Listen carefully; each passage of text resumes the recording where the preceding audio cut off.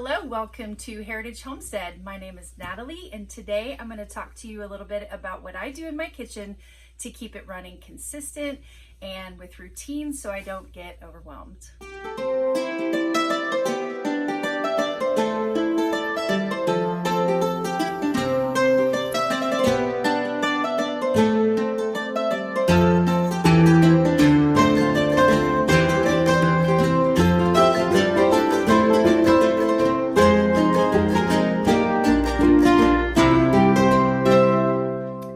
Cooking meals from scratch can be simple if there's routine. Now, the first thing I would like to say about routine is that you really can't have a consistent routine if you're not at home. So being home-centered is key. When we have that mindset of being home-centered, it is really easy to look across to our neighbor and say, am I doing what she's doing? Am I even doing this thing right? How do I knead bread? And a lot of those things are great to learn from other people, but if we're doing it out of comparison, it really can be a thief of your joy. So I really try to avoid doing what someone else does, and I do what works for my family.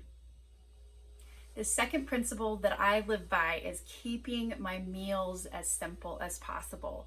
So I pull out my meat from the day before that's already thawed. I have my sourdough bread that I've made either that day or the day before.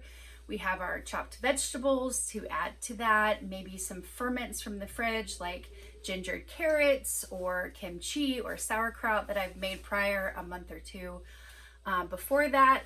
It just really makes my meals simple. I can either pull it off the shelf or out of the fridge, and all I'm really doing that day is either cooking the meat and baking the bread, and I'm just adding all of these extras that go along with it. As you can tell, my meals are not perfect at all, but the goal is to have them as nourishing as possible and just prepared with care. The third principle that I have learned to live by, and this is a big one for me, is learn to relax.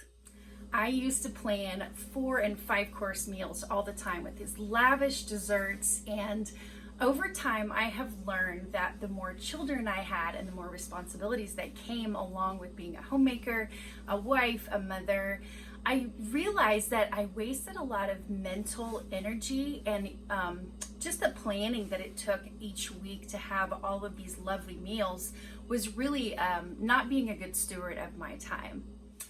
As I had more children, I learned to be a little more relaxed with baby wearing and chopping vegetables. You know, I would pick up the house only before supper time and relax about them dragging out all of the Legos or the blocks and having them scattered all over the living room floor. The nursing schedule, I learned that there was nursing on demand, and I liked that. For me, it worked for me to take the baby out of the wrap and nurse, and then the baby was happy, and the baby either could be worn or put on the floor with some blocks, and they could play quietly for 10 minutes while maybe I did some feeding of my starter or something in the kitchen that needed to be tended to. So over time, you learn how to relax about the things that really aren't important, like the clutter of toys. The next principle that I love to live by is keep your kitchen organized and simple. And that means get rid of the gadgets that you're not using. You know, the appliances that might not serve your kitchen or your family the best, and it's just taking space in your cabinet. Give them to someone who could benefit from those, but only keep your favorite appliances that really work for you. The next principle, cook seasonally and cook with your staples. And what cook seasonally means, let's say it is fall time and it's harvest season and you're busy canning and doing a great amount of work from your garden. I would say eat what is fresh. So in the fall, it would be like squash, and obviously the greens would still be coming on like spinach and lettuce. And so you would be grabbing those things. If you don't have a garden, those things are still seasonally in the store, and most of the time the squash goes on sale in the fall. So that is when you gather up your butternut squash or your spaghetti squash, and you're making meals from that. In the summertime, it would be lots of fruit is in abundance. If you don't have an orchard close to you, your stores would sell things like peaches and fresh strawberries in May. That would be May here in the Midwest. Blueberries in June, blackberries probably June, July, peaches July, August. You know, apples would be closer to September, October. So eat seasonally. Of course, I named fruit, but I'm also talking about vegetables. So peppers are in abundance from pretty much the beginning of June all the way to the end of fall before it freezes. So you can kind of gauge what is in season based on what is on sale.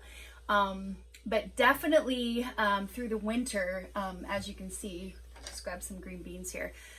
We've canned probably almost 100 jars of green beans this year, and that's because we just had garden after garden of green beans, and we just had the best crop this year. So during the winter season, which is right now, we're going to be eating a lot of green beans, and as you can see, the applesauce over here, and the kids probably open 2 or 3 jars about every couple days of applesauce. They just really, really love that.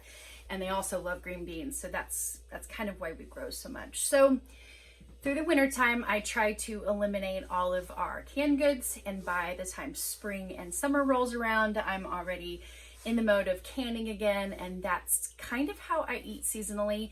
And of course, you're going to have your staples like eggs and onions and carrots and potatoes. Those are all staples that I have consistently in my fridge, and most people do. And so I just keep rotating those day in, day out, and incorporate those into my meals along with ferments and canned goods. The last thing I want to mention is find windows of opportunity in your day to do things like chop vegetables, feed your starter, knead your bread, stock your pantry. There's nap time, there's playtime.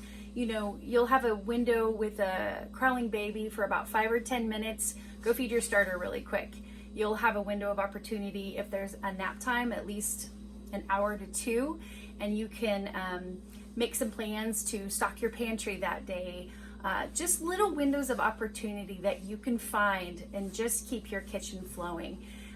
The goal is not to be perfect in this. The goal is to have a system and a routine that flows for you. The kitchen is an area of your life that you want consistency and a good flow. So the rest of the home seems a little bit more settled and harmonious when those things are in place. Now, this isn't really a principle, but it is probably more of a suggestion that I highly recommend moms with little ones. And it is something that I have done for over 20 years. My oldest is 26, and so I have done this little scheduling of baking in bulk or putting meals together in bulk. And some of my friends did a lot of this once a month baking thing. It is not like that. I didn't read it anywhere. I just did what was working for me. And I do things in either 3 or 4s. And so what that means is I would make a meal for supper, and I would have enough for the leftovers for the next day. And we would eat that at noon. And so really I was only cooking breakfast and I was cooking supper. And so my noon meal was leftovers from supper from the night before. And so if I go to prepare a meal for supper, I will make 1 for supper, 1 for leftovers the next day, and 1 for the freezer at least. So that is 3 big either casserole meals or whatever meal I'm putting together, and it's able to freeze. Now, if it's a casserole, it can be frozen, but of course, if it's a fresh vegetable, it would not. But that is the beauty of having staples on hand, that you can just add your sides to whatever leftovers or that frozen meal is. I would love to go on and on about the principles that have worked for me, but this video would be way too long for that. And I do think it's very helpful for other people to share and encourage each other. So what I would really like to do is that if there is something that has worked for you or for your family, please leave that below so others can learn from you as well. And this community really is can be such an encouragement to other people to just keep going and fight the good fight and hang in there when it gets hard. I really am happy that you came and spent a little bit of time with me. If there's anything that I could help you with, I really love to learn from others, and I also like to teach others too. So I hope you found this encouraging. Thank you for coming, and we will see you next time.